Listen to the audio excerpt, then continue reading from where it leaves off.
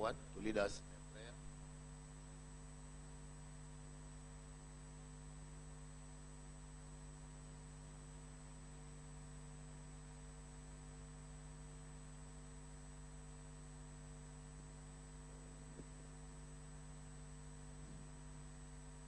Let us pray. Bismillah ar-Rahman ar-Rahim. In the name of Allah, the most gracious, the most merciful. All the praise and thanks be to Allah, the Lord of mankind, jinns and all that exist. The most gracious, the most merciful. The only honor and the only ruling judge of the day of resurrection. You alone we worship, and you alone we ask for help for each and everything. Guide us to the straight way for this day. Allah, we praise you and thank you for our head of states, His Excellency, Yoweri Kaguta Museveni, the President of the Republic of Uganda, and His Excellency, Uhuru Muigai Kenyatta, the President of the Republic of Kenya, for coming to launch the program for sustainable peace so as develop this nation, Uganda and Kenya, and East African community at large. Allah, we praise you and we thank you for the leadership you have given these two countries and opened their hearts, especially our head of states, to allow them give free flow of our people so as develop this nation and East Africa at large. Allah, we praise you to promote peace and unity among our patrolists from Kenya and Uganda so as develop this nation. Allah, we praise you to bless our honorable ministers, our honorable members of parliament, our dignitaries, and all our partners so as develop this nation. Allah, we praise you also to give also and bless also our visitors who have come from Kenya and all Ugandans, the way of those on whom you have bestowed your grace, not the way of those who end your anger, and not of those who went astray for this development. Allah, you agree to us in your name. Amen.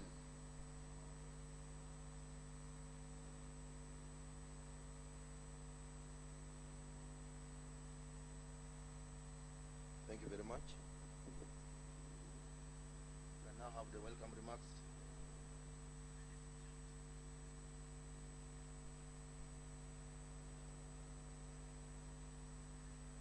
Your Excellencies, the President of the Republic of Uganda, Yoweri Kaguta Museveni, and your brother, His Excellency Uhuru Kenyatta, the President of the Republic of Kenya. You are welcome to this ground of Boroto District. Your Excellencies, the country representative of the United Nations of Kenya and Uganda, the members of parliament, ministers here present, all civil servants, everybody invited here, you are all most welcome. Your Excellency, the time has gone. There are no many speeches. But we thank you for bringing your brother, the minister of the neighboring country. We have nothing to give him as an offer, but today when I was moving around my regional hospital and Samuel's unit, I got mothers who are going to give birth today. And what we are going to do, as a gift to him, the mothers told me, they are going to name some of those children Uhuru Kenyatta.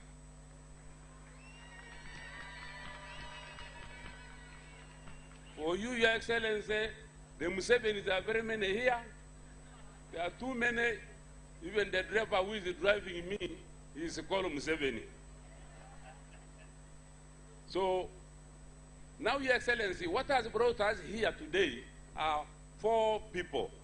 1, the elders of Kenya and the elders of Uganda, of the Ateker, who cemented peace in 1973, trying to bring about peace. And that peace existed. The second person is you, Your Excellency, Museveni, for your determined and progressive removal of guns from us, the Karimojong, including myself. My gun was also taken for purposes of peace. Your Excellency, that is what has driven up to this date. And when you removed the guns, you said you are going to provide security for everybody. We thank you for the popular UPDF, the popular LDUs that you spread around and ensure they pick the remnants of few people who are disturbing peace. And now we are peaceful with our brothers from Kenya. We thank His Excellency, Uhuru Kenyatta, for the resources you pour to the counties of the Republic of Kenya. Mwaso, Turkana County, and then West Pokot County. Governor Nanok and Governor Professor Lonyangopuo have used some of the resources to build the peace amongst our communities here. They formed what they call the peace organization within the county. And they use the resources even to bring the social services that we share. That is vaccination of cattle, immunization of children, and formation of the peace structures. We thank you for that. Now, Your Excellency, President of the Republic of Uganda, my President, we thank you for the water of Kobebe where you went today. We wish you now work together to increase that water along the corridor so that you decongest us, so that we can now get sparse and get enough pasture. Your Excellencies, we thank you for the East African Federation. Now, Your Excellency, Yoweri Kaguta Museveni, we thank you for telling our parliament to pass Swahili as our national language. And therefore, this language is going to connect us with the rest of the East African countries. Sasa raisi kama nafika 2021, kama na toa ministers, hapana toa mtu ile hapana jua Swahili. Na pa sisi wale tunajua Swahili, alafu tunaendesha wananchi mzuri. So, Your Excellencies, you're welcome to Karamoja, to Moroto. Because of your coming together, we are going to be together and cherish this peace. Now that you are going to cement it, it is now going to be concrete from now and forever. For God and my country. Fata Nyayo. Thank you very much, Mr. Chairman.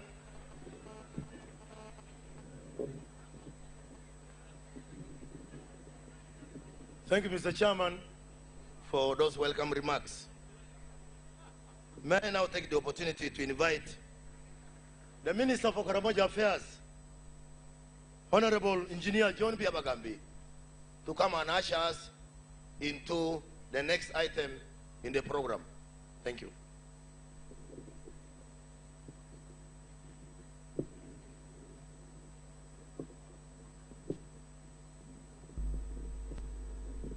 Your Excellencies, the President of the Republic of Uganda, Your Excellency, the President of the Republic of Kenya, Governors, LC5 Chairperson, ladies and gentlemen, we have little time and I'm going to cut the program short. I think with immediate effect,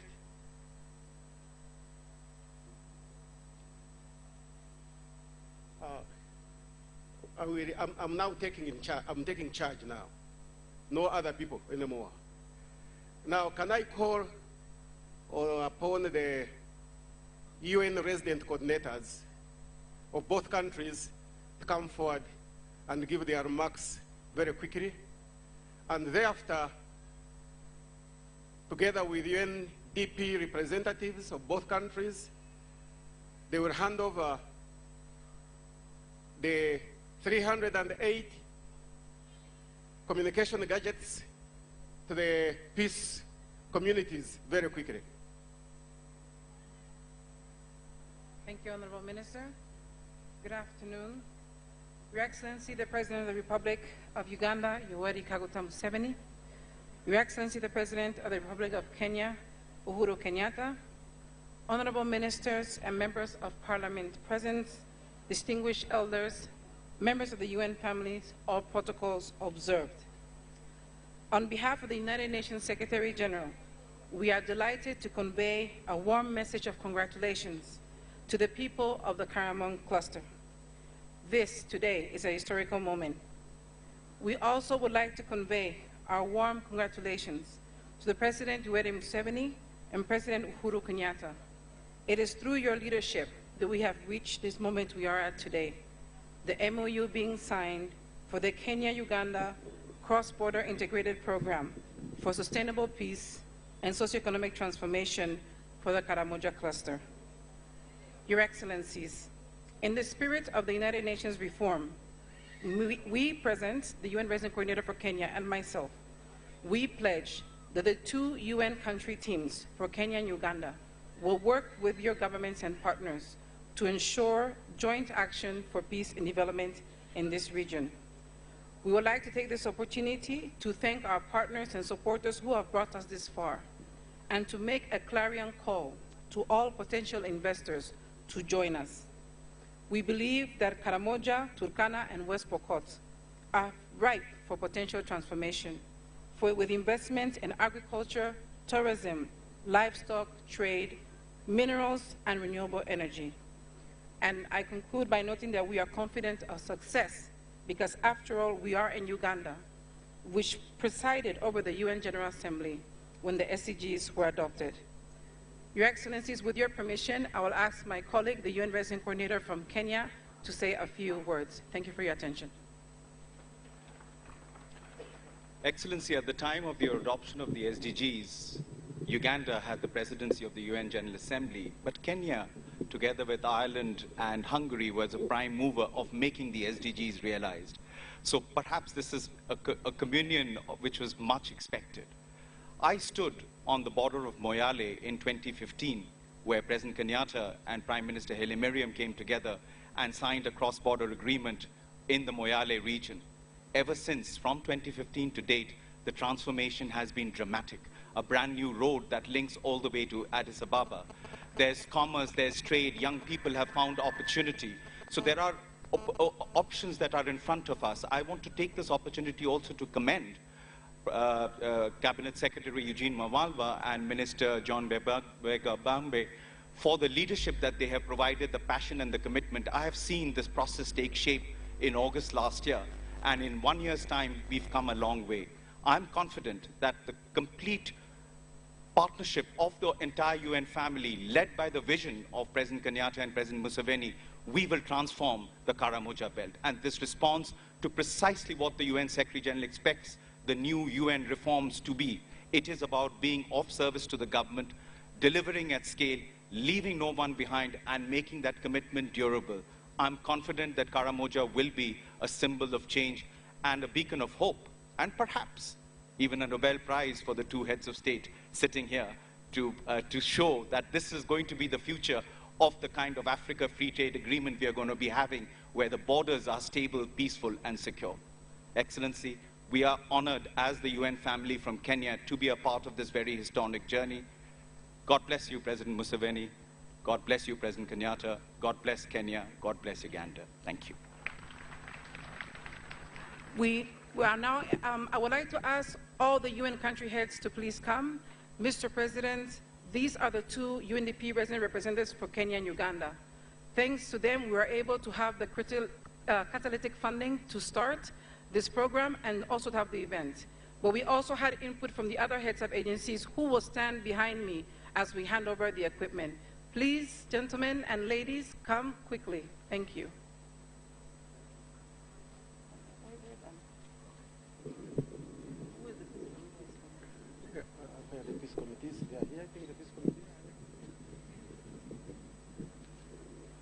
The peace committees, be quick, please. Be quick, be quick, be quick. We have no time.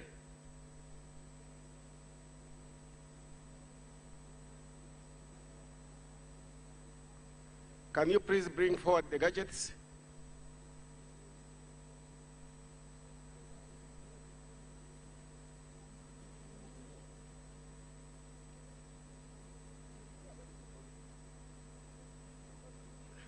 I think I will request the four, the coordinators and the UNDP, or to go forward and present them.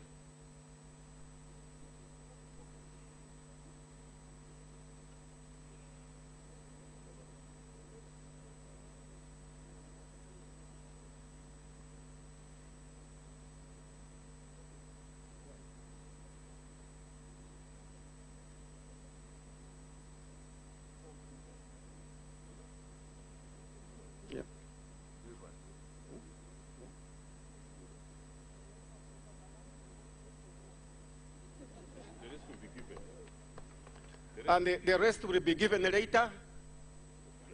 The rest will be given later. Okay? Okay. Thank you very much. Thank you, Rosa Marongo, with your team. Thanks a lot. The coordinator from Kenya. Thank you. Your Excellency, I've decided to invite myself to give my own remarks because of time.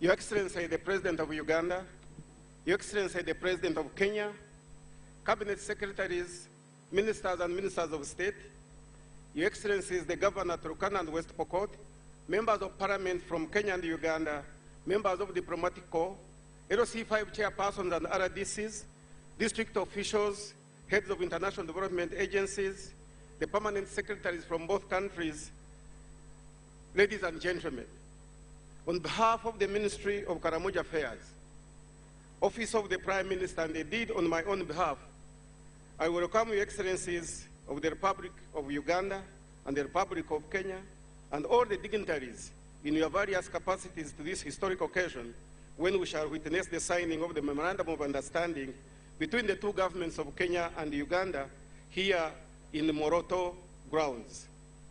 On the same note, may I also thank Your Excellencies, the Presidents of both countries, for your commitments and the government commitments have put in place to ensure that the MOU between the government of Kenya and the Uganda in support of the cross-border program for sustainable peace and development is signed and witnessed by all of you as we are all assembled here.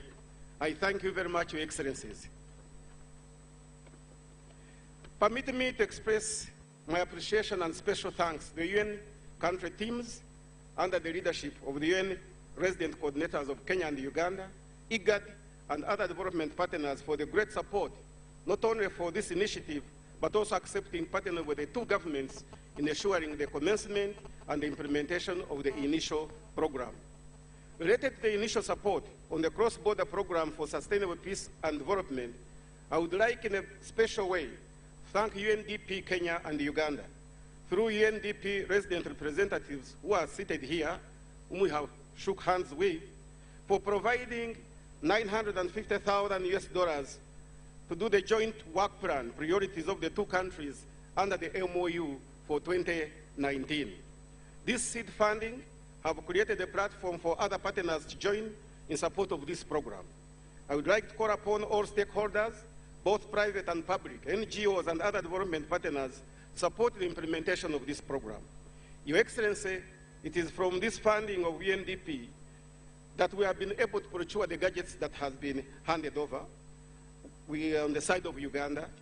I'm procuring 2 vehicles, one for security coordination, 1 ambulance for Amadat Health Center, and also we shall provide solar panels for the selected health units on the border of Kenya. Kenya has got also its own priorities for these 6 months. Your Excellency, because there is no time, I will cut my speech short. You know very well the Etekere group. These are from South Sudan, the Sanya and Nyangatoms from West Ethiopia, and the Karamoja from Uganda. Sir, this memorandum of understanding is specifically for 2 countries. That is Turkana, Pokot, and Karamoja. The other borders will come on board later on. Your Excellency, the President of Uganda, you know the interventions the NRM government has done in Karamoja. I don't need to remind you of this. You have done tremendous work to improve the livelihoods of the people of Karamoja. This agreement is establishing a joint ministerial commission between the Republic of Kenya and the Republic of Uganda. And we shall be working under that framework.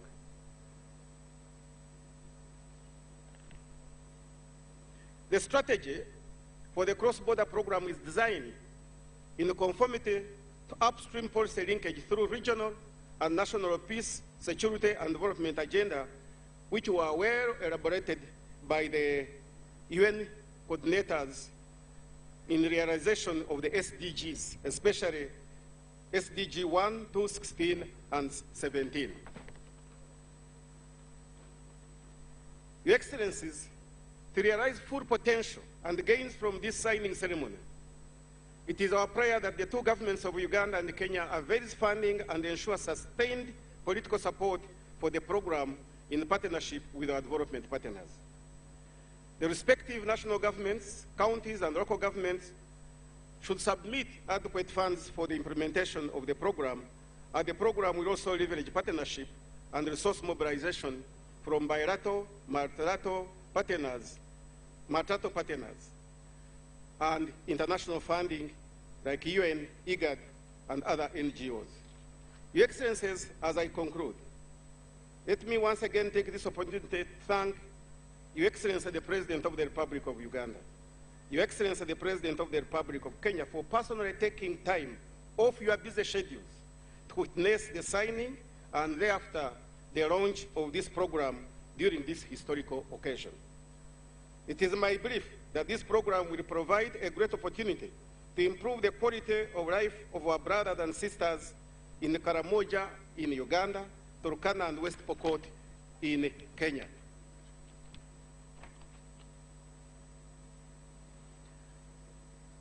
May I now take this opportunity, Your Excellencies. No, this has been done. I wanted to call them turned over. This has been done. I want to thank the following people. My colleague, the minister or the secretary, the cabinet secretary for devolution from Kenya, Honorable Eugene Wamarwa, for his tireless commitment to the entire process of the MOU. I want to assure you my total support during implementation, my brother. Let me once again thank the UN family who have been our sponsors throughout the process of this MOU. Last but not least, I would like to thank the technical teams from both Kenya and Uganda, led by the Permanent Secretary, Office of the Prime Minister in Uganda, and the Principal Secretary from the Minister of Devolution from Kenya for the job well done. I thank Your Excellencies, the governors of Turkana and West Pokot, for championing the spirit of togetherness and collaborations among these communities. We have and will continue to have fruitful discussions in ensuring that the total peace and development is achieved in this part of East Africa. I thank you very much, Your Excellencies. The speech was long. I had to cut it. I must have left a lot of important points out, but time is not on our side. May I now call upon my colleague, the Cabinet Secretary for Devolution, step forward so that we can sign. After signing, I think, then he will give his remarks, and I will invite His Excellency the President of the Republic of Uganda, and the President is that we invite his friend, his colleague, and then we conclude the program.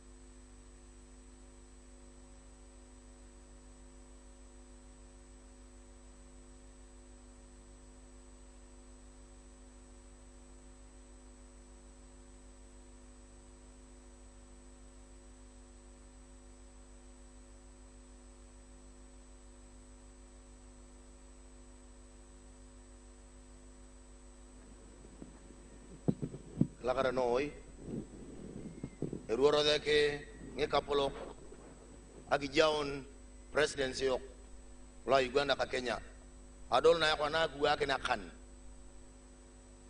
na baruang na wakin ta ngiti chiyo da damuli lo ya giti yaken alo to ma nke yoko ngtuang lu yoki teng baren ana ko pangana Kenya ngede West Pokot katurukana hape ka Uganda dang ngede kare mojong e polo ngron no ya do ko na guwa ke ngakan guwa ke ni minister wala karamoja affairs alo yang wala Uganda hiwa ke nabo minister pori cabinet secretary anak-anak na Kenya ibu dah konang ini tiaungin aku ya kena ngakan toter na etarau ibu orang ini aku bangun no ini apa gini oh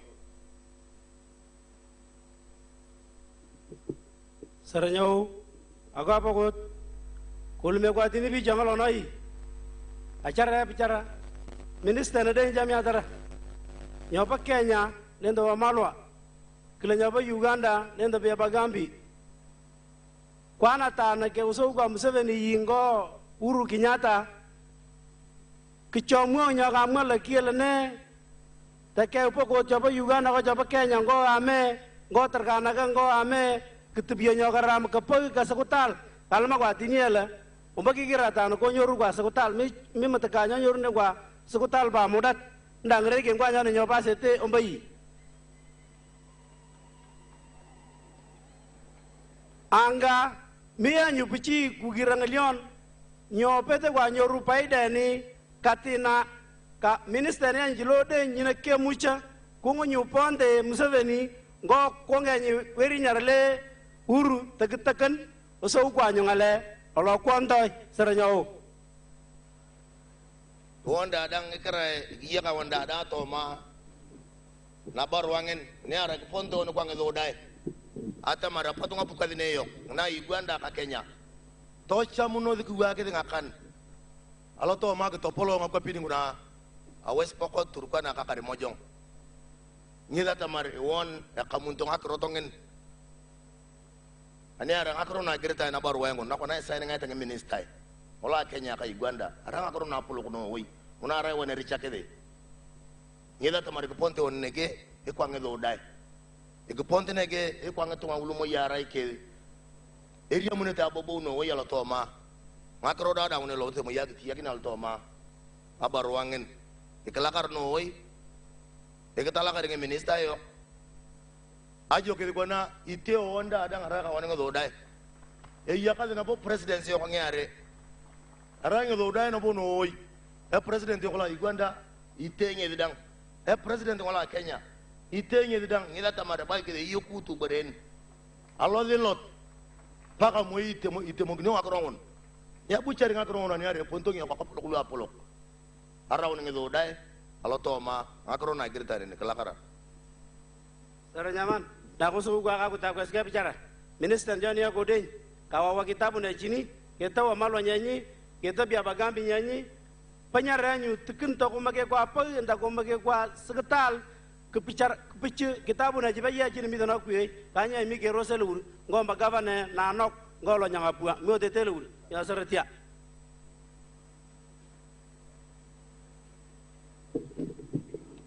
Thank you very much, my colleague, Minister Engineer John Byabagambi, Your Excellency President Yoweri Kaguta Museveni, Your Excellency President Uhuru Kenyatta, all protocols observed. Ladies and gentlemen, because of the lateness of the hour and having done the honors of signing the MOU that you are all here to witness today, I do not wish to read my long speech so that we can give time to our two leaders to address us. But I must say thank you to the Excellencies, the President, for enabling us be here today.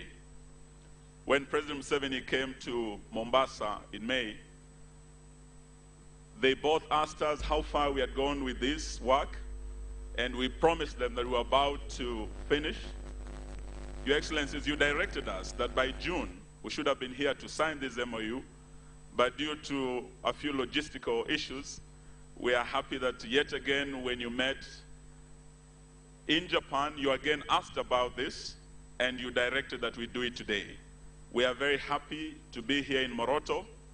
And I was asking my friend David Pokol, a son of Karamoja, what the meaning of Moroto is, and he told me it means a place of pythons. When I asked him about the name of this place, Naitakwe, he said it's a place of thorns. And asked why there are so many things here that are named after very scary things like pythons and thorns. And he said, growing up in Karamoja, if you survived missiles, you would have to contend with diarrhea, and if not, you would have to contend with conflicts, cattle raids, and if not, maybe pythons would get you. So it was not easy growing up in Karamoja because of many challenges that were there. But today we are happy that though we had challenges before, and this place was known for its challenges, today we are here under your leadership to look at the potential that this place holds. And under your leadership, Your Excellency President Museveni, we have seen Karamoja change. We have seen a tarmac road come all the way from Kampala to Moroto. We are looking forward to that extending to West Pokot and Turkana. And on our side, President Uhuru Kenyatta has done quite a lot. So under your leadership, we're not just here to look at the challenges, but the progress we have made under your leadership, Your Excellency. On our side, the situation was similar. Many years ago, coming from Turkana, when our neighbors would reach Kitale, they would say, we have come to Kenya. But as the chairman said here, under the leadership of President Uhuru Kenyatta, we have seen devolution bring resources to Turkana, to West Pokot County that had never been witnessed before. So we are hoping that going forward, after we sign this, we'll have peaceful coexistence between our neighbors living along the borders. Because without peace, there can be no development. But equally, without development, there can be no peace. So we are here to sign this MOU for sustainable, peaceful development for all our communities living along the borders. But having come here again, we see how artificial our borders are. I was in West Pokot the other week, and I saw Mount Moroto. I saw Mount Kadam. And we said across there is Uganda. When pastoralists leave West Pokot or Turkana, they know only two things, water and pasture. They do not know the artificial borders. So today we're here to say that we want these borders to be turned into bridges instead of barriers, to integrate our communities, to develop our communities, to empower communities, and to bring transformation in this part of the country. We thank you, and God bless you, Your Excellencies.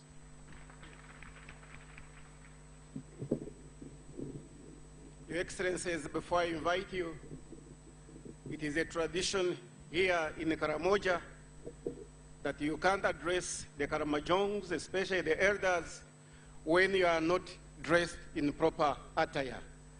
May I now call upon Honorable Nyakun Esther to dress our Excellencies in the proper attire so that they can address the elders and the people of Karamoja.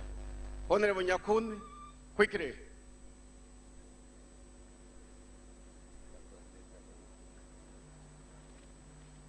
Adola wana etal eroko ngipe yokoyo eko president la Uganda Yoweri Kaguta Museveni ngirware kana keke peyonon e president wala Kenya Raisi Uhuru Kenyatta roko ngirware kana e beti kitana pa ike ngelawe ngulu ateker aga dodi una tamara rai ke ngipe yalo kidinge rai ngeko tungang ngeko kapolo ani are boka la Karimojong roko yo nyalo muna to malore bet muno kinyonyoi nyonyo yona kona presidency yo roko nyapona kidiro ron ake dodi una tamara rai ke ngeko dwe rai ngeko kariko Seranyao osauwa arasa wol ki shangala wol kalenyu be mu kanya biji tangalon we pakata ke lo kisiro mbolo achane siro ko jojara kanga ki lo kiyanyu Museveni ko nganyi Uhuru Kenyatta atamanyilanyu ko kwanyu ko ngalon we ngale kwa jo tinga ta kwane ya Seranyao anyona nya momwer mige ke kakinya korchi anyu boyon ko nganyi la achacha karamoja seranyawo ichanga ngitiolin paida nyete milowur ominte kiletrikone inte motanie ngereke nyani lowur nyosara itete na konel angolo kapolo ni nyaginta erangi olo kage bukan onda lo Uganda erangi ngolo nyang ngi do di wonet e pati ngolo gena ram olo weginta kali ko yori kabuta Museveni alo ka pei erangi ngolo yei na bukan na Kenya ne weginit President Uhuru Kenyatta yela tamar ngerangingul yogno lotungangul. Thank you very much. Thank you very much. Thank you very much. Your Excellency, they have mentioned this road from Moroto. I mean from coming from Sorot to Moroto. This road is supposed to be stopping at Roktanya. But the third section has not yet started. Maybe the Minister of Works will explain later on.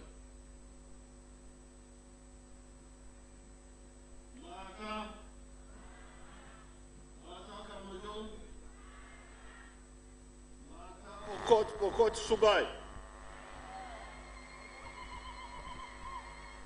Subai Takwenya. Your Excellency, the President of the Republic of Kenya, and your distinguished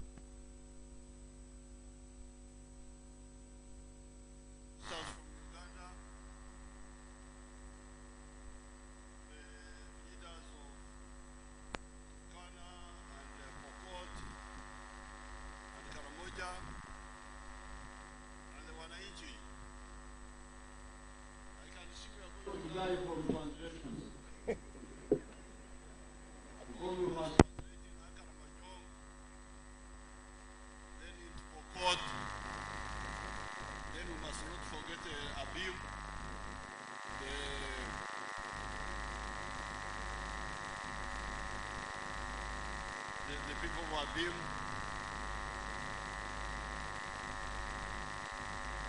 mnaelewa Kiswahili? Mnaelewa Kiswahili nyinyi wote? Mnaelewa? Basi wacha niseme Kiswahili. Baadaye tafsiri hizi zote. Kwa sababu tutakufa kwa tafsiri. Mheshimiwa Rais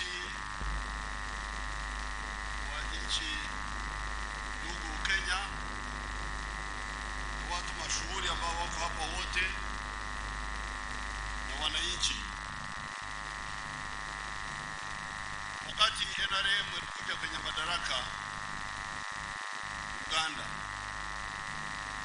tulitambua mara moja, hata kabla tulikuwa watoto wa shule, tutambua kwamba mambo mawili muhimu kwa mara moja. Jambo la kwanza ni amani, exil. Jambo la kwanza ni amani, jambo la pili ni maji.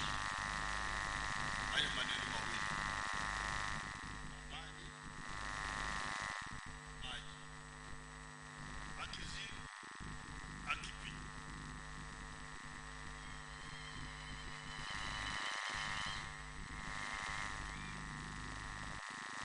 Wakati tuliingia serikalini,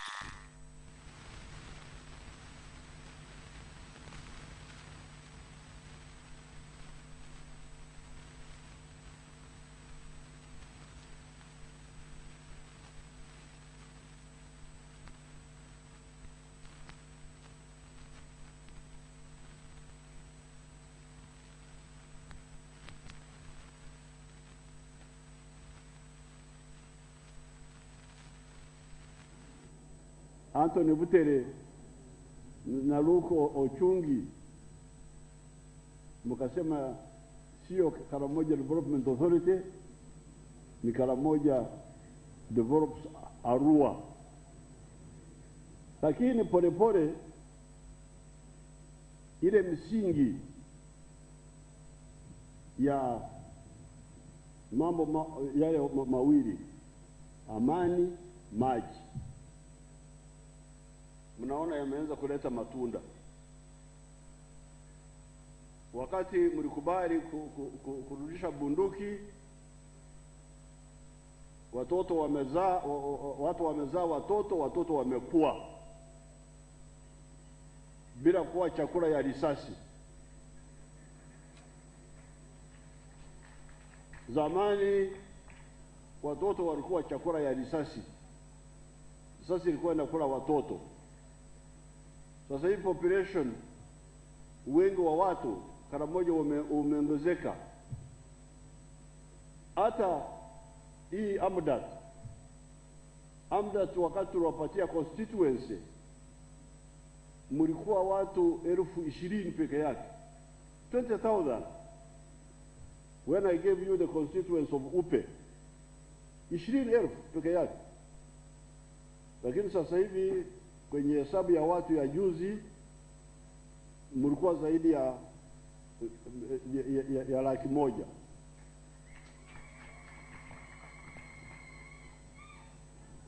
Sasa kwenye maneno yale mawili, amani, maji, tumeongezea maneno mengine, afya, kuchanja, immunization na shughuli zingine za afya.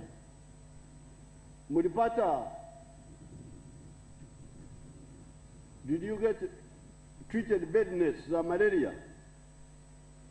Mlipata obutimba? Mlipata? Aha. Wacha nitumaini kwamba hamkutumia hiyo badness kufanya kwete. Wengine tukiwapatia badness wanaitumia kuchuja kwete. Wanasahau mambo ya malaria. Sasa maneno amani, maji, afya. Tutakuja kuongezea vituo vya afya, lakini hatua muhimu ya afya ni kukinga ugonjwa. Kukinga ugonjwa hata kabla ya kutibu ugonjwa. Kukinga ni bora kuliko kutibu. Prevention is better than cure. Sasa neno la 4 ni elimu. Education. Na tukirudi kule kwenye mambo ya maji, tulitumia njia mbili. Ya kwanza ni ya boreholes. Boreholes ni za maji ya kunywa peke yake. Tuko na boreholes ngapi kwa Karamoja? Jawa gani? How many boreholes do we have? How many boreholes? Get me the figure. We have got 252 parishes, and every parish has got a borehole. 252 parishes. Lakini parish ni kubwa, mtu kwenda kutafuta maji kwa parish. It should be per village, not per parish. I have given the list. At least I know that every parish we have the list. But if there are big parishes where you find 5, 6, like that. Very good. Shabaha ni kupata borehole moja kwa kila kijiji. Hii ndiyo shabaha. Na Uganda tuko na vijiji 61,000, 61,000 villages. Na tuko sasa hivi tuko na borehole zaidi ya vijiji, because we have got almost 65,000 boreholes. Lakini vijiji vingine viko na borehole zaidi, vingine havina. Lakini shabaha ni kila kijiji kupata kwanza borehole moja, halafu baadaye 2, 3. So with 61,000 villages, if we have got 180,000 boreholes, then we can have clean water cheaply. Lakini maji ya borehole sio mazuri kwa ng'ombe. Ndio tunafanya sasa communal dams, mabawa ya maji ya jumla ya watu wote. Now these communal dams zinasaidia ile uchumi wetu wa zamani wa kufuga ng'ombe za kienyeji, kwa sababu ng'ombe za kizungu haziwezi kutembea na mguu kwenda kwenye communal borehole na communal dam na kurudi. So as long as we are using the communal dams, we are restricted to the traditional breeds. But it doesn't matter. Afadhali kuliko kutakuwa na maji yote. Now wakati sasa hivi tuko na damu za pamoja, tunaweza kufuga ng'ombe za kienyeji, tunafuga mbuzi kwa sababu nataka akipi, ekizir na abara.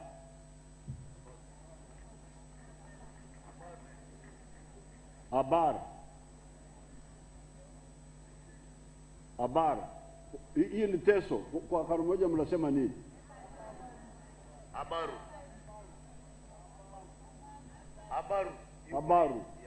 Aha. Ekizir, akipi, abaru.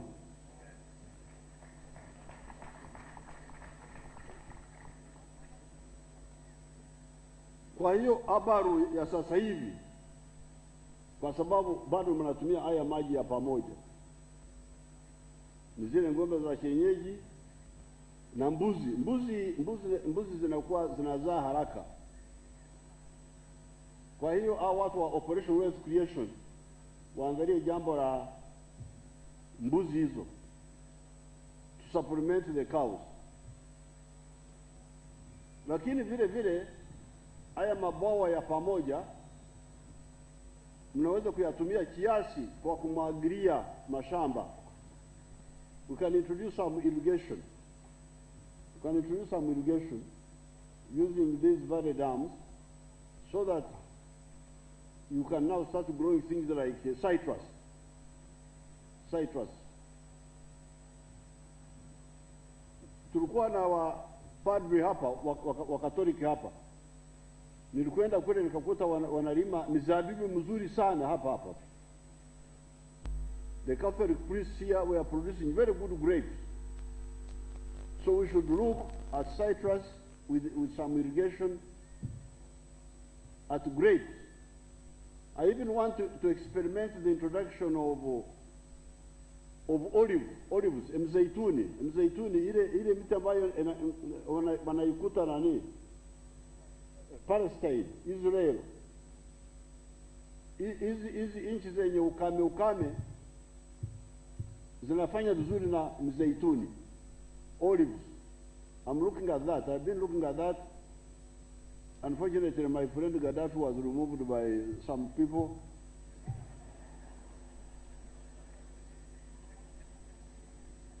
But I had already asked him to get me olives, mzeituni, and even the palms, the desert palms. I have grown them at Tractora, but Tractora has got a lot of rain. They don't do as well. So, when we still have the boreholes and the dams, I can see the indigenous cattle, the goats, and maybe some types of fruits with some irrigation. Plus the sorghum for chakula. Lakini baadaye inatakiwa farm ewe na maji yake. That should be the long term plan, medium term plan. Kila farm kuwa na maji yake, so that you can even keep the Frisian cattle. You go to dairy industry. So haya maneno matatu, Exil, Akipi, Abaru. But all this, apart from amani, unataka umeme. Umeme bahati nzuri tumeuleta, umefika hapa na tunasukuma umeme unakwenda, umeshafika Abim, unakwenda Kotido, utafika umeme utafika hata Kabong. Lakini kwanza tulileta, walikuwa hawakuniambia walileta wiki line ambayo sio yenye nguvu, lakini tunajenga line ya pili kutoka Soroti yenye nguvu 132 kV ya viwanda. Walisema ile line ambayo walileta zamani ilikuwa ya disco peke yake, ndio waliambia. Mimi nilikuwa nafikiri walileta line ya maana, wakumbe walileta line ya disco na friji na nini. Wakati watu wanataka kujenga viwanda hapo, akasema ule umeme hauna nguvu wa kutosha kuendesha viwanda. Nikasirika sana. Lakini sasa wanaleta ile yenye nguvu 132. Wamefika wapi? How far have they gone? Sir, your project has already started. Okay. So ile line ya pili yenye nguvu inakuja. Sasa ikifika hapa tunapata mguu mwingine kwenye uchumi wa Karamoja, mguu wa viwanda, factories. Karamoja iko na very big deposit of what do you call of limestone. 300 million tons. If we are producing 1 million tons of cement per year, the deposit will take 300 years. So, niko na wahindi wangu wanagojea.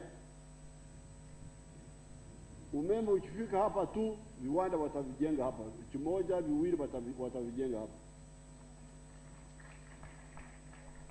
Vya cement.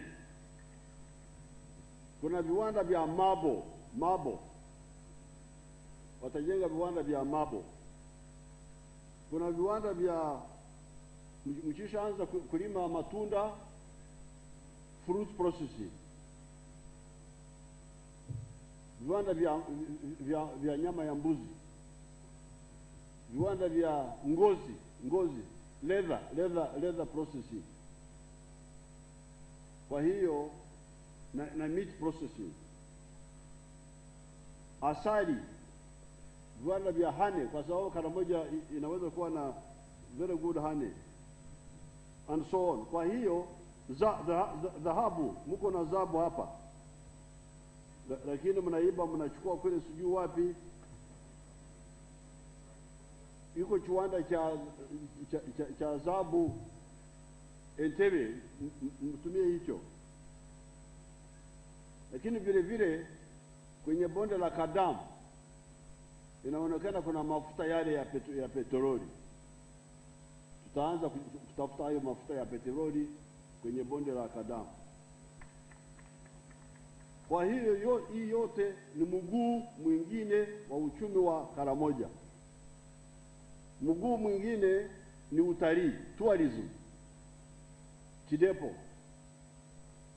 inatakiwa tujenge kiwanda cha ndege kizuri mahali karibu na, kwa sababu hao watalii hawataka kutembea sana na magari kwa muda mrefu. Tutakuja kujenga kiwanda cha ndege kikubwa karibu na Kidepo. So leo sitaki kusema maneno mengi. Nataka kumshukuru Rais Uhuru Kenyatta kwa sababu anaelewa maana ya umoja wa Afrika.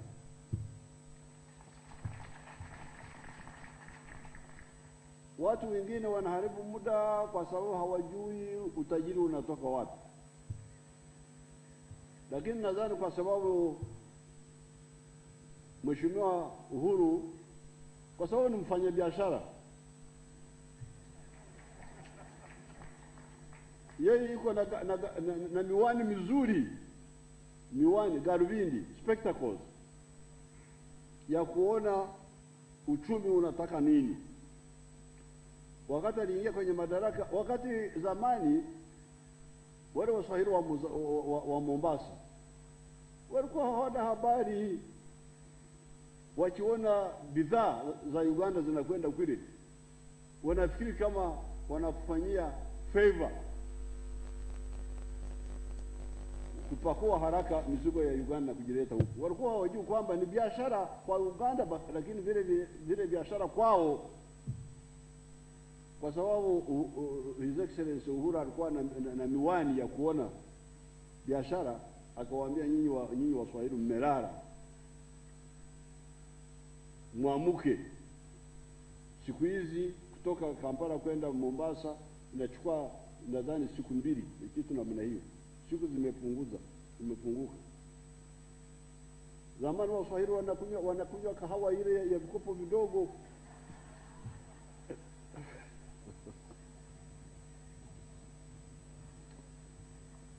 Sasa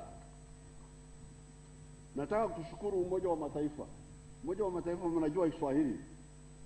I want to thank the UN. Swahili is the UN language. You should learn it. Nataka kushukuru, I want to thank the United Nations. Upande huu, this side, they bring us relief for our people. Nataka, World Food Program is part of the UN, is it not? You know, I don't follow the UN sometimes so closely. I want to thank the UN for the World Food Program, because it really helps our people on the side of relief. The UN does not have money. Sio tajiri sana hao watu wa mataifa, Umoja wa Mataifa. They don't have a lot of money, but they can help us with advocacy. With advocacy, they can help us. Now, one of the advocacy points I want you to help us with are these cross-border roads. We have already succeeded with His Excellency Uhuru with the road from Mbare, Kapchorwa, Swamp, Buko, through Kenya to Kitale. That one is being worked on. There we were assisted by the ADB, African Development Bank. We are also working on the road from Mbare, Magale, Bumbo, Wahaha, na kuingia Kenya. So, in the same way, we want to work on the road from Moroto to Amudat to somewhere else in Kenya. I've never been there.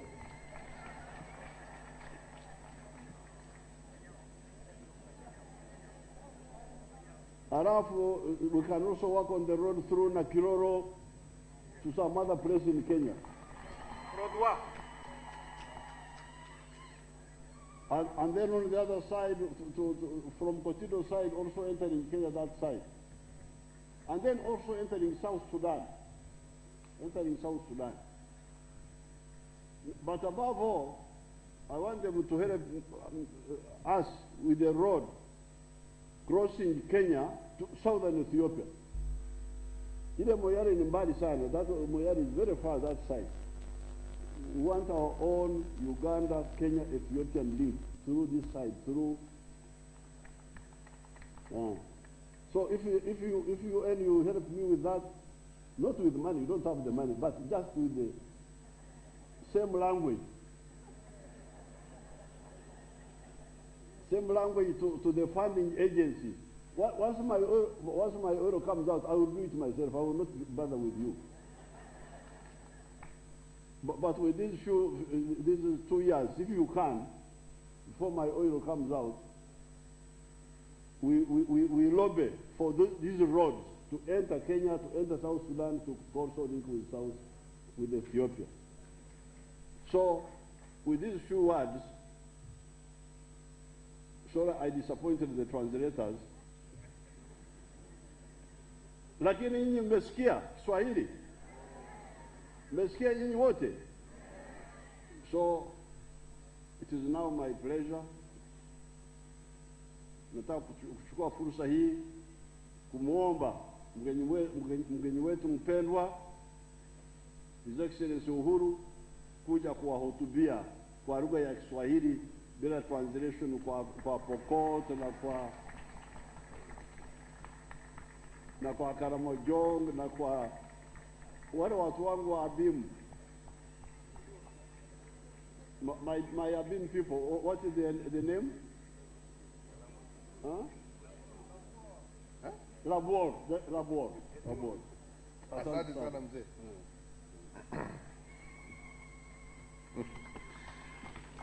Asanteni sana.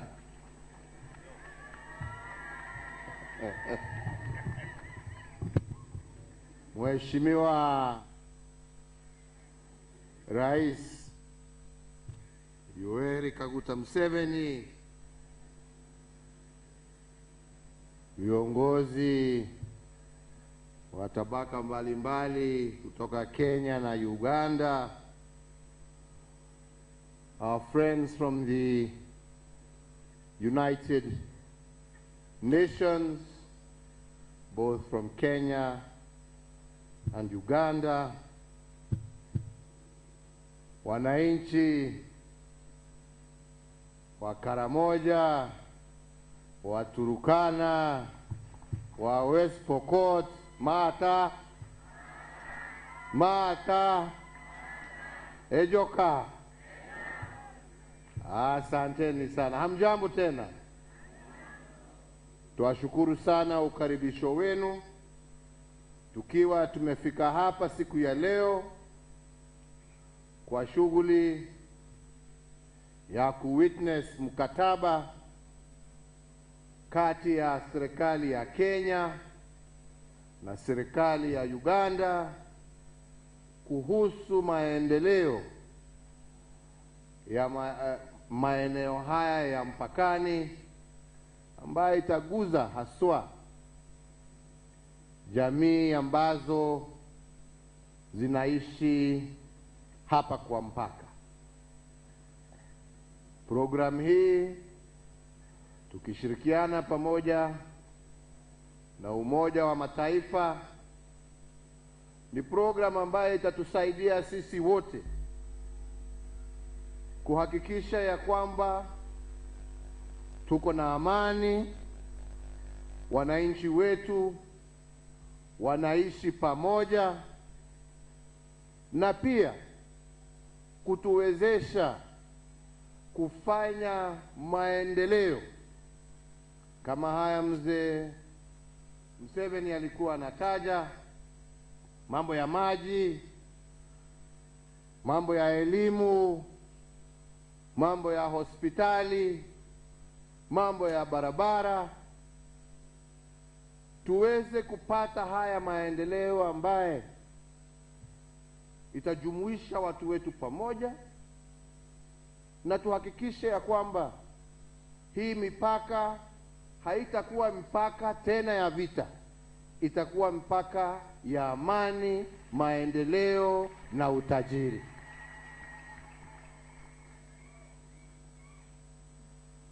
Huo utajiri ndio utatusaidia kuhakikisha tumeondoa umaskini kati yetu. Vile nimesema hapo awali na nataka nirudie tena, amani ndio msingi wa yote ambaye ni mema. Pahali ambapo hakuna amani, hakuna maendeleo, hakuna utajiri ambao unaweza kupatikana. Na mimi nataka nimshukuru President Museveni kwa ile kazi ambaye amefanya hapa kuhakikisha ya kwamba eneo hili ambalo lilikuwa eneo la vita sasa ni eneo la amani.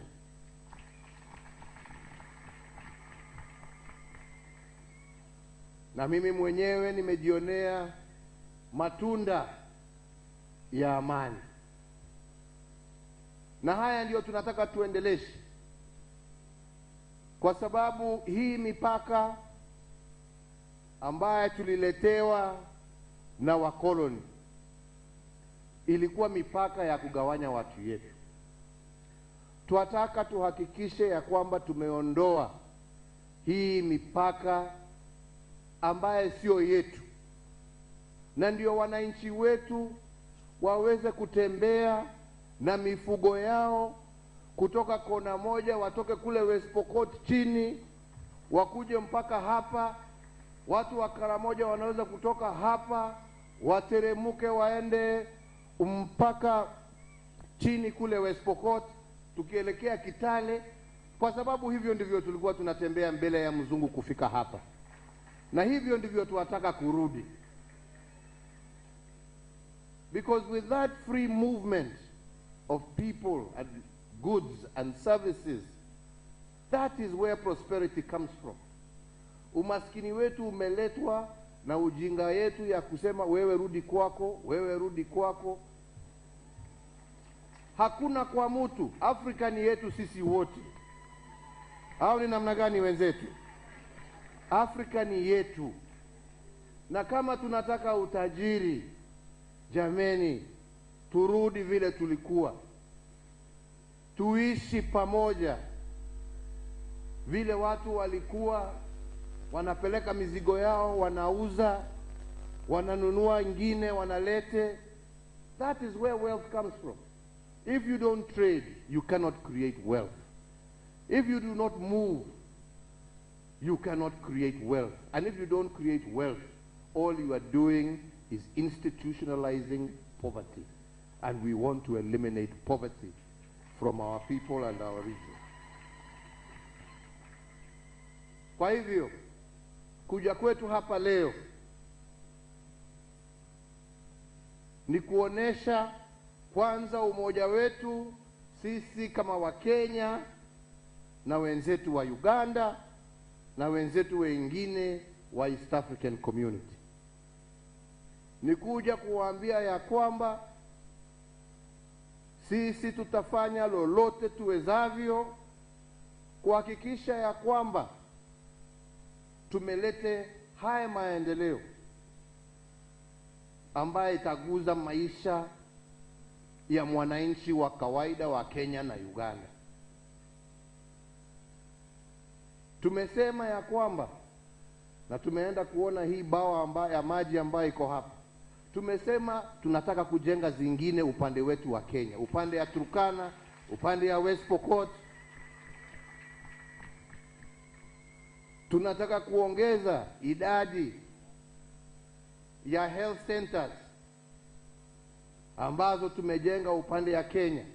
Ndio mtu akiwa amegonjeka hapa, akiwa karibu na mpaka, sio kusema ati lazima arudi atibiwe hapa. Anaweza avuke tu mlima na ingie na atibiwe Kenya. Kwa sababu hospitali ya Kenya ni yenu pia. Shule ya Kenya ni yenu pia. Na ndipo naungana na wale ambao wamesema tuwataka kupanua hizi barabara zetu, wananchi wawe na uhuru wa kutembea, kutembeleana, kufanya biashara, kuoana. Unajua njia ya kumaliza ukabila ni kuoana, lazima watu waoane. Tuone Wapokoti wakija hapa kuoa wasichana warembo wa Karamoja, si ndio? Tuone vijana imara wa hapa wakienda kuoa kule upande ya Turkana. Tukifanya hivyo jameni, sasa wewe utaenda kupiga nani na unaenda kupiga mwenzako sasa? Hujui mtoto yako kama yuko hapo. Hapa niko na timu kubwa hapa, sijui hata labda leo wengine watabahatika warudi na kitu, sijui.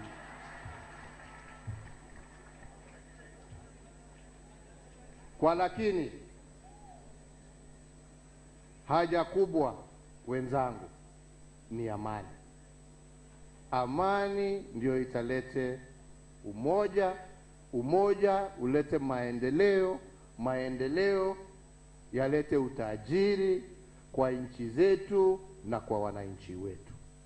Kwa hivyo sitaki mimi ninene mengi, yangu ni kuwashukuru kwa kutukaribisha hapa kwenu na kuambia tutarudi tena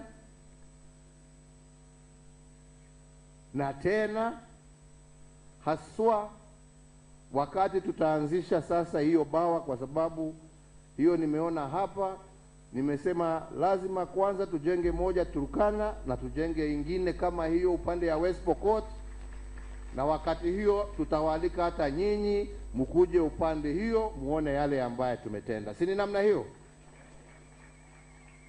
Kwa hayo machache na mengi, ningependa niwaoneshe majirani wenu ambao wako hapa. Hapa kuna waziri wa maji ambaye amesoma pale tulikuwa, anaitwa Chelugui.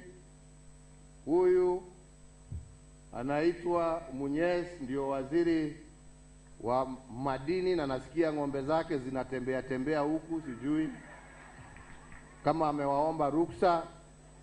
Alafu kuna wawili nataka kulete hapa juu ambao ndio wenyewe majirani.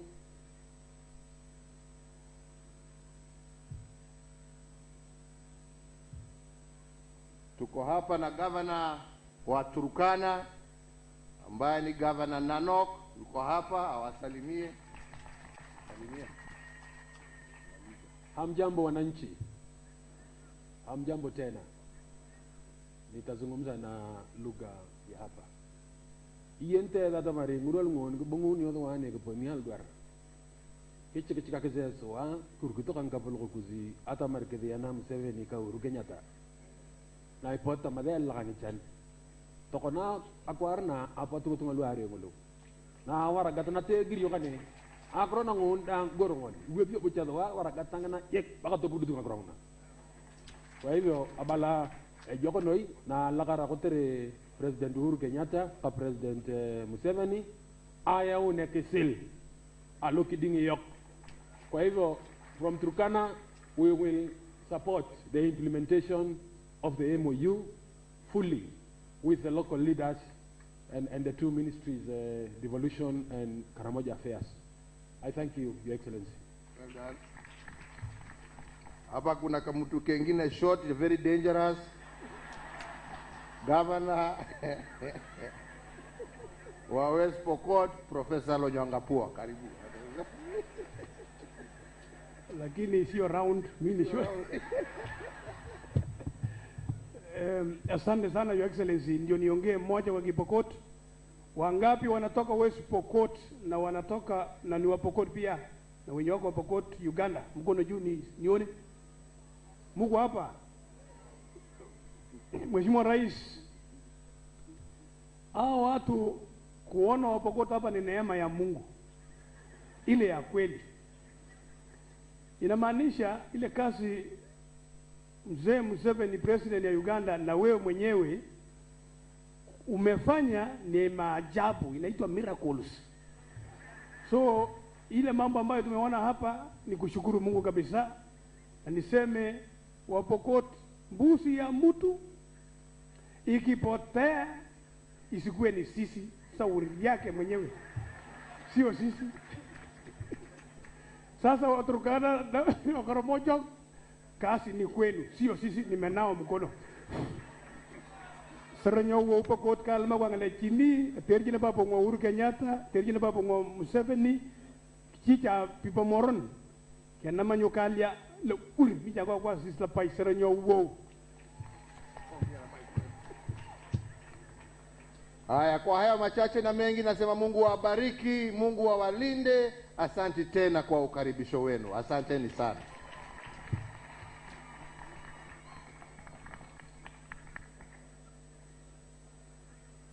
I will call upon Your Excellency, the President of the Republic of Uganda, to step forward for the signing ceremony of the strengthening the cross-border cooperation between the two countries. Your Excellencies,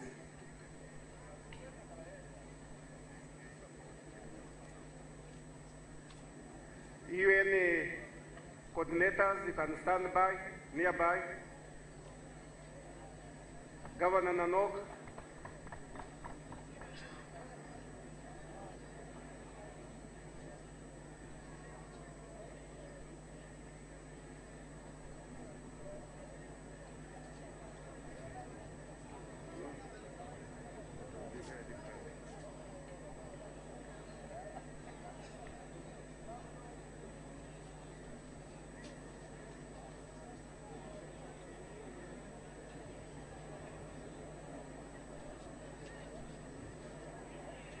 thank you very much, Your Excellencies.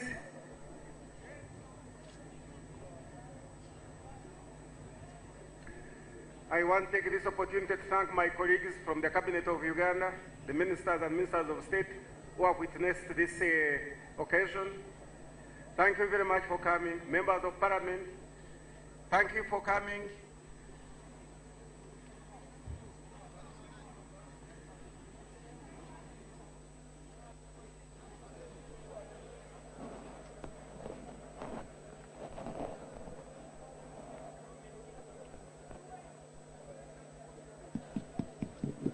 UNDP, you are kindly requested to come forward and take a photo with the two presidents. Thank you very much. Araingin Aisha Makinet ngana ngatura nguna Aisha munoi na kwa rane. Ngine ke mwa Makinet nge ko kaplo. President yokola Uganda, hape ke president yokola Kenya. Aku mwa Makinet ngatura nguna tete ari nge minister nguliare. Hiwa kidi akan. Arangin Aisha Makinet atamara chamun ngatura ngun apugana Uganda ka Kenya. Rose mide kwa suyewol kagle miya Museveni katakan ngo Uhuru Kenyatta ngala jakatakan ata minister ni odeny tege chamla achana pipa Uganda poko jaba Uganda ko jaba Kenya ko tergana ka ko ame la kachampichi anyula konu maendeleo nyokaram kuyeu ongurete ko ngurina lotin ka mwati ni Uhuru ngo Museveni la miwar nyoki omarte baka takutamta Kenya taun nyamong tanye kilo Uhuru uyara kei dem nyote no nyara kapata kwana kurosai kichini tergana ake chipokot nyo maendeleo yete nyokaram. Thank you very much, everybody. Can we now stand for the national anthems?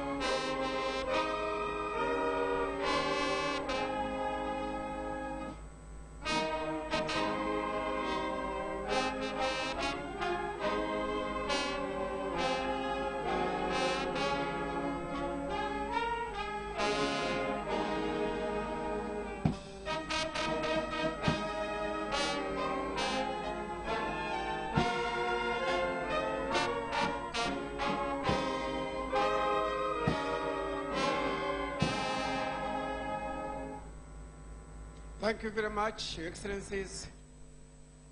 Thank you very much, all the dignitaries who have come to witness this historic occasion. Thank you. We look forward to receive you again here in Karamoja. I hope you have enjoyed the hospitality of the Karamojons here in Uganda. The MPs from Uganda, please come for the photograph with Excellency the President, maybe together with the ministers.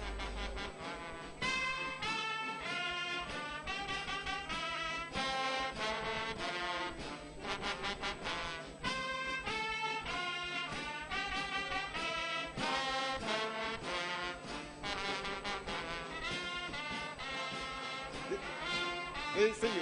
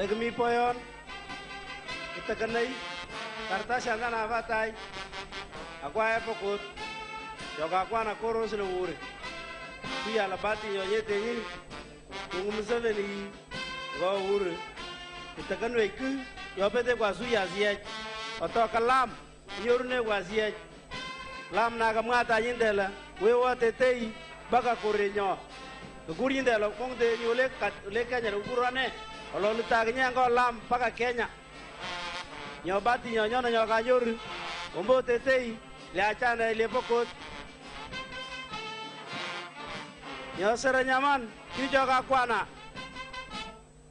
Alale amodat karita loro makutana segina maratolete milom nokalo tetei. MC tinelo ur giratum Lobo peta kwanga komole seranyaman awana kwa seretia yete nja kamagine kwa oso kwa tomo chino nyipigo kwa kinya ke ombai daga ko lupayon nyai ngo nyai otoko mis toko pol olga kwa nya para kwa kwele ngonyo nyoru dem no wasia ego lobo ndango sera Seranyaman, rota nyupayan.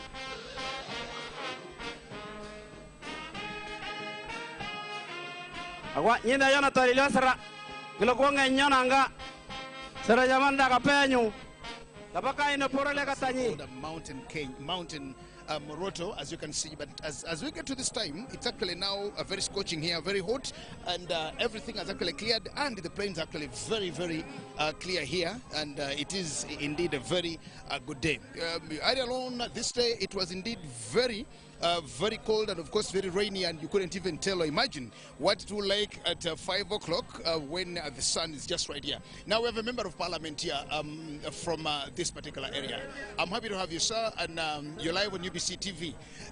What is this that we know that it is a milestone for the people across the border and the people here in Karamoja to actually stay together, live together, and live in this harmony.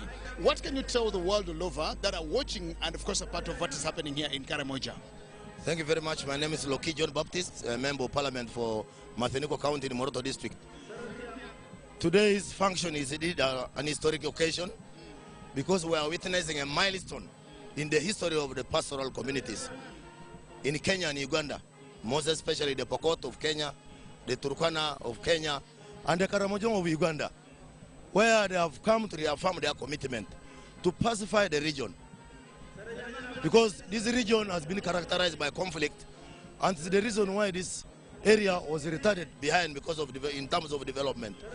But this MOU is now going to open way, pave way for the meaningful and sustainable development of the pastoralist communities in the two countries. Moreover, it has been graced by the presence of the two excellencies, Yoweri Kaguta Museveni and of the Republic of Uganda, and Uhuru Kenyatta, the President of the Republic of Kenya. So it is going to be a milestone in transforming the pastoral communities in those two countries. Okay. When our President Yoweri Kaguta Museveni spearheaded the disarmament project and program in this particular area, of course, to all these expectations of getting development and doing all the things, let's just talk about that from the time when you were actually disarmed and, of course, guns taken away from you. How have the people continued to live together after that very cumbersome project of disarmament? Actually, the removal of illegal guns from the hands of the Karachunas in Karamoja was a very tough task. And by the time the Parliament of Uganda in 2006 put a resolution that all the illegal armed Karamojong should be disarmed, and there was commitment from the President through support from the UPDF. And so they came and started dialogue, sensitizing Karamojong about the dangers of the gun. And so they started the disarmament process in 3 phases. The first phase was sensitization and voluntary disarmament. The second phase was ensuring that the Karamojong kraals are protected by the UPDF, because they were saying, look here, we are not going to give our guns, because the neighboring communities in South Sudan, in West Pokot and Turkana are still carrying guns. If we give our guns, then we shall be more vulnerable in terms of attacks from the neighboring countries. So it was a tug of war until the government of Uganda was committed, and they were able to recover over 40,000 guns from the Karamojong. And since then, it took about 10 years to remove the guns from Karamoja. Eventually, the guns have gone away. The place is peaceful.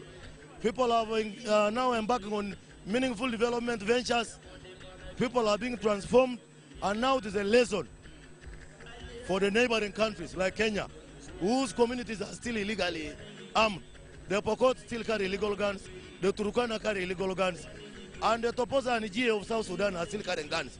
So it's now a challenge to the respective governments to borrow a leaf from Uganda, learn from Uganda how His Excellency Yoweri Museveni and the government of Uganda in general was able to remove the guns from Karamoja, because many people did not even expect that to happen. But it happened, and people were resisting, but now they're embracing peace. The number of livestock has increased. The traditional ceremony is going on, which is an indicator of a society that is peaceful and now regaining from that era. Thank you so much. Honorable Loki John Baptist is the Member of Parliament for Matheniko County, one of those tribes that actually make Karamoja region and Karamoja area. But yeah, I want to thank you so much, Honorable. It's actually been a very good day. And well, we just have a word with the Minister for Karamoja Affairs, the Honorable John Byabagambi. Congratulations, Honorable Minister John Byabagambi. Thank you very much. Yes. This is a milestone for you, actually, ever since you came to this particular area, and of course, the successes with it. The world is watching you live on UBC TV. What would you tell the people in just a sentence or 2 or 3? First and foremost, I want to congratulate the two governments for the achievement of such a wonderful memorandum of understanding, the first ever in the history of the East Africa. We have never had any cross-border agreement whereby we have to work together, develop infrastructure together, have resources together, and we share all these facilities. This is the first one in the history of Kenya and Uganda. Let's talk about implementation, because it's one thing to sign the agreements, but it's also another thing to actually implement the agreements and go by the rules that you've appended your signatures onto. You see, by having a common agreement as a framework under which we are going to work, already there are so many development partners who have already come on board. For instance, the European Union is already on board, and other UN agencies are already on board on how to implement this agreement. Because this agreement has got about 12 objectives, which I'm not going to list down. There was not enough time, though they were in my speech. But the most important is peace. We are going to see the Turkanas also being disarmed, as Karamajongs were disarmed. Yes. And the Pokot actually are still holding on to the guns, and their counterparts in Uganda have been disarmed. The reasons have been very clear. That whereas in Uganda, the government of Uganda took an initiative of disarming the Karamajongs, Kenyan side, the central government was not on board. In other words, the guns were being held by Turkanas and Karamajongs and the Pokots to protect themselves. The government had not come on board to protect its own citizens. But by signing this agreement now, it brings the government of Kenya on board to protect its citizens. In other words, this issue of the Turkanas having the guns is going to be history. They are going to be taken away from them. Then the Kenya Defense Forces, they will protect their citizens. Well, thank you so much, Honorable Byabagambi. And maybe I would just want to have one word with the Honorable Wamalwa here, Cabinet Secretary for Devolution from the Republic of Kenya. You're live on UBC TV, the public national broadcaster. We thank you so much for joining us here. And what would you have to say about this agreement that you've just signed, the two governments, because it is the first of its kind? Yes, I think it's a new chapter we're opening in our region.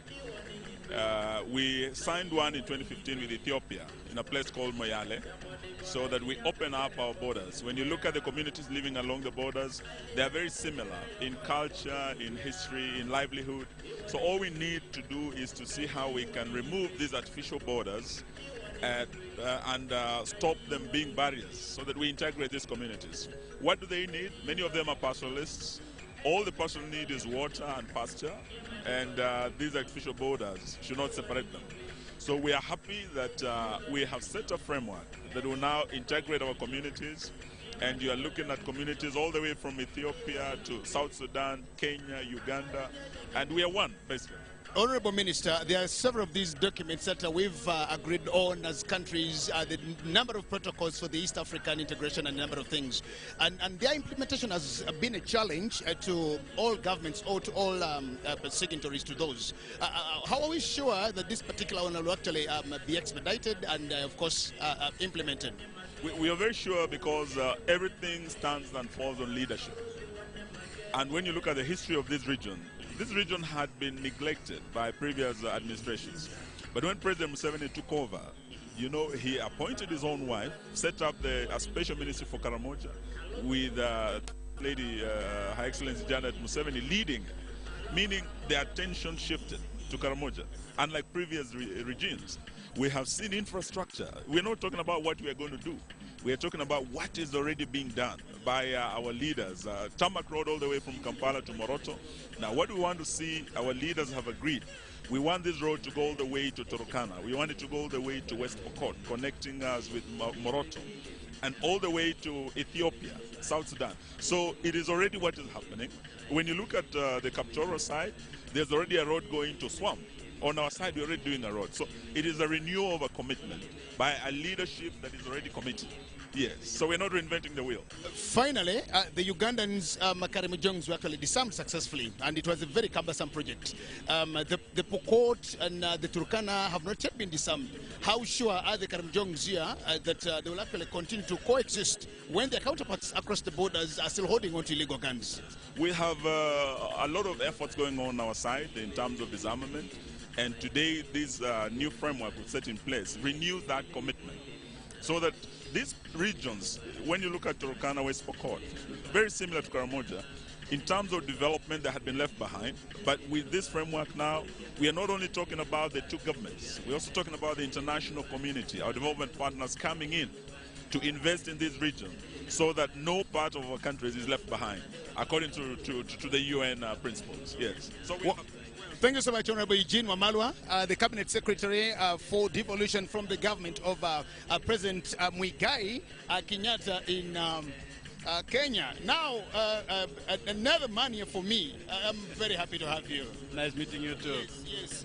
You're live on TV. And, well, let's just talk about the miracles that are happening in this particular area and on this day. How are you feeling, the people of Karamoja and, of course, the Turkana and Pokot people? We are great and we are feeling happy, only that I can't smile enough. I wish I could just smile and my angle reaches both ears. You remember they used to say nothing good will come out of Karamoja. And we even had a derogative saying of we shall not wait for Karamoja to develop. Teachers used to remind us in school, if you're a slow learner, if nothing is working out, they would always say, we shall not wait for Karamoja to develop. But we are so happy that you don't have to wait for Karamoja anymore, because Karamoja is now here. Turkana is back, Pokot is back. So we are now at the center stage. So this MOU means a lot to us as a people, because it has been so difficult growing out of Karamoja or out of this region, because you survive missiles, you survive diarrhea, you survive dysentery, you survive chicken pox, you survive smallpox, you survive famine, you survive cattle raids, you survive many. Talk about the pythons and the thorns as well. Survive all these things because, but how some of us were able to defy these odds. And I find myself in London School of Economics. I find myself teaching Makerere University. I find myself as a Minister of Government of Uganda. I find myself as a Director General for External Security. I think I'm the only one who has held that office twice, as a DG, yeah. And then as a Deputy Regional Director for UNICEF. So, and we are very happy that UNICEF now has got a country program, area-based program in Karamoja. And so, to us, this has been a long journey. So we hope now that European Union, UN, World Bank, and so forth will fund the roads to facilitate trade, so that instead of using cattle raiding, we try trade, we try development, we try education, we try cooperation. I think that's where the future is.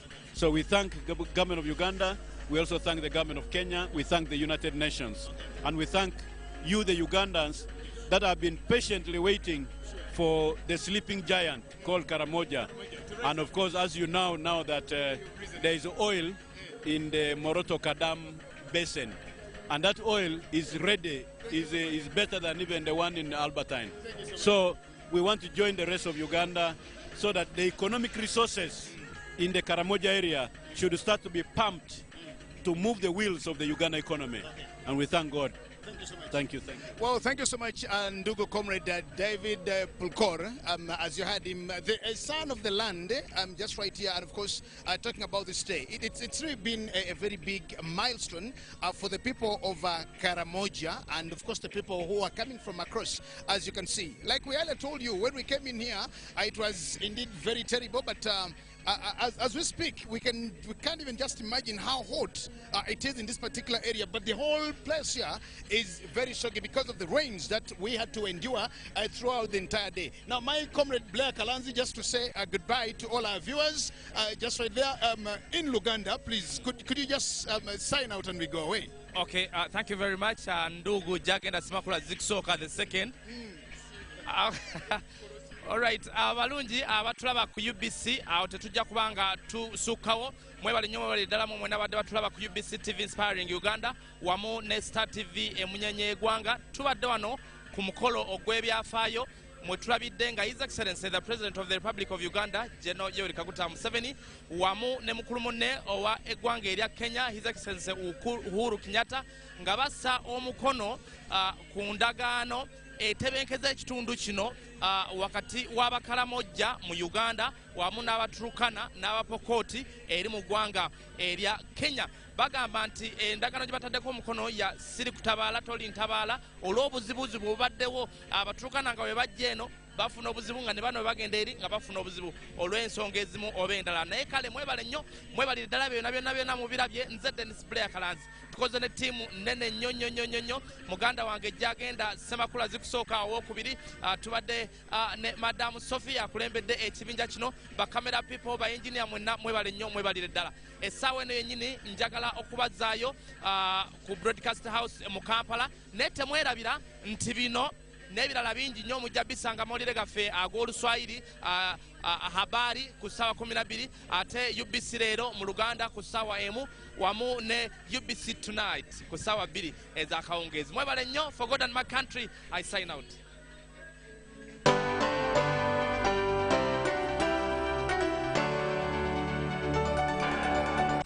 333? What's up with number 3? It's 3 at Airtel and not 4 anymore. It's 3 shillings per second across all